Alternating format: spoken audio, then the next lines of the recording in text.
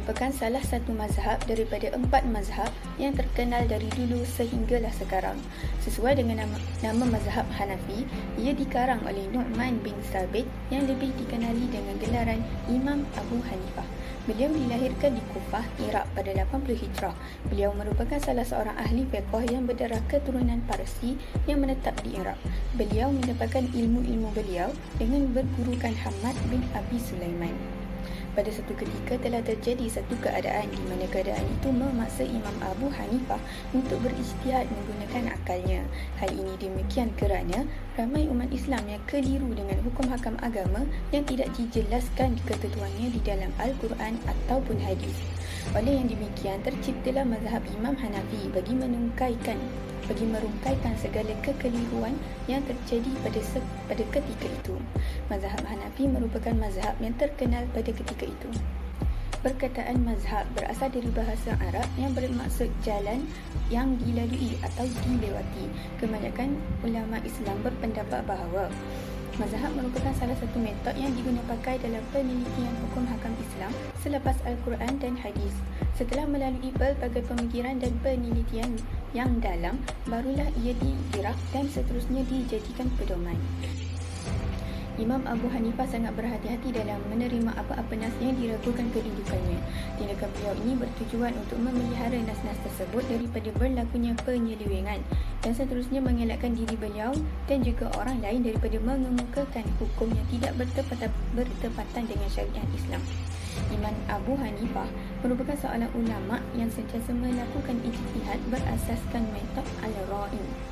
Secara umum, mazhab Hanafi ini banyak membincangkan persoalan bersuci dan solat yang merangkumi dalil dan pandangan beliau dalam beberapa aspek isu fiqh. Terdapat dua bahagian dalam penulisan mazhab Hanafi ini, iaitu status kesucian dan juga rukun solat.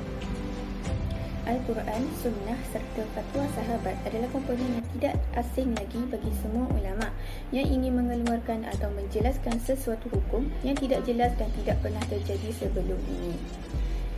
Oleh itu, ia digunakan pakai sebagai dasar mazhab Imam Hanafi. Selain daripada itu, beliau turut menyertakan sumber hukum yang lain termasuklah qiyas, istihsan, uruf, ijma' iaitu kesepakatan para mujtahid mengenai sesuatu hukum mengikut kesesuaian zaman pada ketika itu. Imam Abu Hanifah ialah antara salah seorang ulama yang terkemuka seiring dengan ulama masyhur yang lain, dan sudah tentulah banyak hukum yang sudah dikaji dan diperjelaskan lalu dikeluarkan hukum itu daripadanya. Beliau meluahkan sebahagian daripada hukum tersebut ke dalam bentuk buku, manakala sebahagian lagi telah dihimpunkan oleh anak-anak muridnya dan seterusnya dijadikan buku.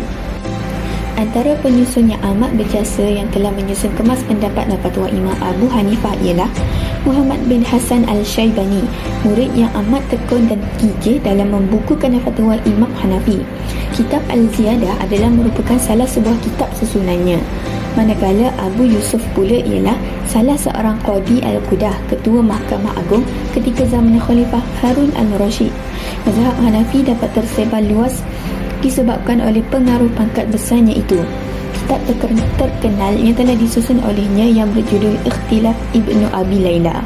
Buku The Essential Hanafi Handbook of Fiqh karya Malabuta Minhu adalah salah satu buku yang merangkumi pemikiran fiqh Imam Hanafi. Terdapat banyak faktor yang mendorong perkembangan mazhab Hanafi sehingga teguh bertahan selama lebih daripada 5 abad. Antaranya ialah setelah guru Imam Hanafi meninggal dunia, beliau meneruskan perjuangan dengan menjadi pengajar. Dengan itu, ramai orang yang datang berguru dengannya untuk mencari ilmu-ilmu yang berkaitan hukum hakam ajaran Islam. Generasi kedua penganut mazhab Imam Hanafi berjaya muncul disebabkan oleh anak-anak muridnya yang sentiasa menyebarkan ajarannya kepada seluruh masyarakat di sekeliling mereka tanpa jemu. Mazhab Hanafi pernah menjadi mazhab rasmi kerajaan Abbasiyah dan kerajaan Uthmaniyah. Mazhab ini berkembang buat pertama kalinya di Iraq yang mana merupakan tempat kelahiran Imam Abu Hanifah itu sendiri. Ia juga turut tersebar di daerah Anatolia iaitu Asia Tengah, India dan wilayah Turkistan. Ia juga pernah menjadi mazhab negara di Mesir pada masa pemerintahan Muhammad Ali.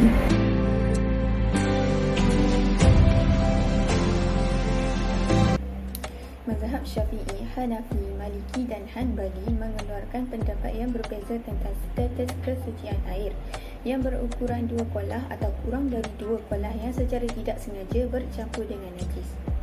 Hal ini kerana setiap daripada mereka mempunyai pendirian masing-masing berdasarkan kepada dalil dan cara pemahaman serta kesimpulan tersendiri terhadap Al-Quran dan Hadis. Sehaluan dengan mazhab Syafi'i dan mazhab Hanbali, di sisi mazhab Hanafi juga turut mempunyai pendapat yang sama terhadap tahap kesucian air.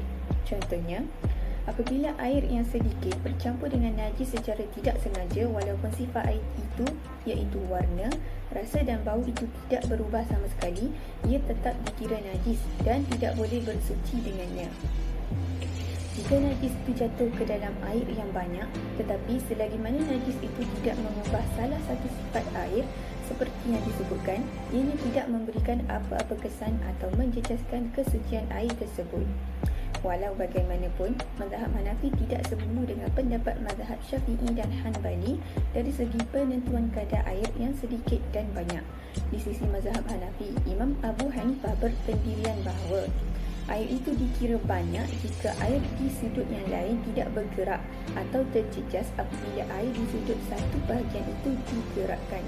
Ia juga berbeza pendapat mengenai air yang mengalir, iaitu air itu tidak akan menjadi najis jika ia terkena dengan najis selagi mana ia mengalir, tak kira banyak atau sedikit air itu dan sama ada berhubungan dengan benda ataupun tidak. Sebagaimana yang disebutkan, mazhab Hanafi, Syafi'i dan Hanbali mempunyai pendapat yang serupa berkaitan tahap kesucian air. Sungguh pun begitu, mazhab Hanafi tidak berpegang pada sukatan 2 kolah. Oleh yang demikian, mazhab Hanafi berlainan dalam pengambilan dalil dalam menentukan kadar banyak atau sedikit mengikut pergerakan. Hal ini kerana Imam Abu Hanifah menganggap bahawa hukum hadis bagi kadar air 2 kolah itu munsharif. Namun, kadar pergerakan itu tidak dijumpai secara jelas atau asabdi di dalam Al-Quran dan Hadis. Lain daripada itu, pendirian mazhab Hanafi berkaitan status kesucian air yang mengalir sama ada banyak atau sedikit dan terkena najis dianggap suci dan tidak najis adalah sebagaimana dalil berikut. Dari Anas radhiyallahu anhu, dia berkata, seorang Arab Badui datang dan dia kencing di salah satu sudut masjid. Orang mengherdiknya, tetapi Rasulullah SAW melarang mereka. Ketika dia menyelesaikan kencingnya, Rasulullah SAW meminta satu timba besar air untuk disiramkan di atasnya.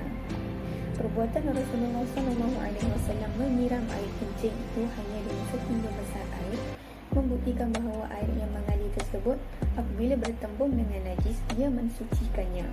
Sekiranya air itu tidak mensucikannya, nescaya Rasulullah SAW tidak akan merasa cukup dengan hanya melakukannya dengan hanya setimba air. Seperti yang kita tahu dan pelajari, solat mempunyai 13 rukun yang perlu dilakukan. Mazhab Hanafi mempunyai beberapa perbezaan pendapat dengan mazhab-mazhab yang lain mengenai penjelasan rukun-rukun solat sebagaimana berikut. Yang pertama ialah niat. Niat adalah syarat. Jika solat fardu, wajib niat. Takbiratul ihram, lafaz Allahu Akbar boleh diganti dengan lafaz lain yang sama makna dengannya. Berdiri tegak, semua fuqaha bersepakat bahawa ia termasuk dalam rukun solat. Wajib hukumnya bagi orang yang mampu melakukannya. Jika tidak mampu, boleh solat sambil duduk atau baring. Membaca Al-Fatihah. Al-Fatihah tidak termasuk rukun. Rukun bagi mereka adalah bacaan dalam solat yang terdiri daripada Al-Quran sama ada Al-Fatihah ataupun tidak. Bacaan basmalah dalam Al-Fatihah tidak termasuk dalam Al-Fatihah tetapi sunat membacanya. Seterusnya ialah rukuk. Rukuk terlaksana dengan menundukkan kepala sehingga ia membongkok dan mendekati keadaan rukuk. Iktidal pula ialah tidak termasuk dalam rukun solat.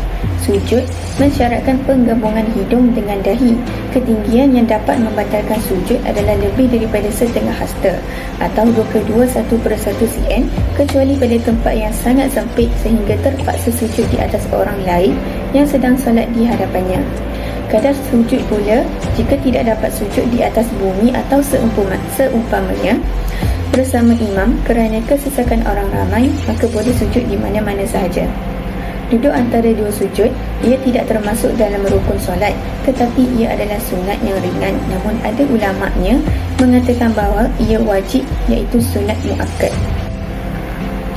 Duduk tahiyat akhir. Mengangkat telunjuk sebanyak 2 kali ketika membaca la, kemudian diturunkan dan digerakkan kembali ketika membaca illallah. Bacaan tahiyat akhir ialah sunnah muakkad, bukan fardu ataupun rukun. Selawat, lafaz Allahumma salli ala Muhammad wa ala ali Muhammad kama sallaita ala Ibrahim wa ali adalah wajib.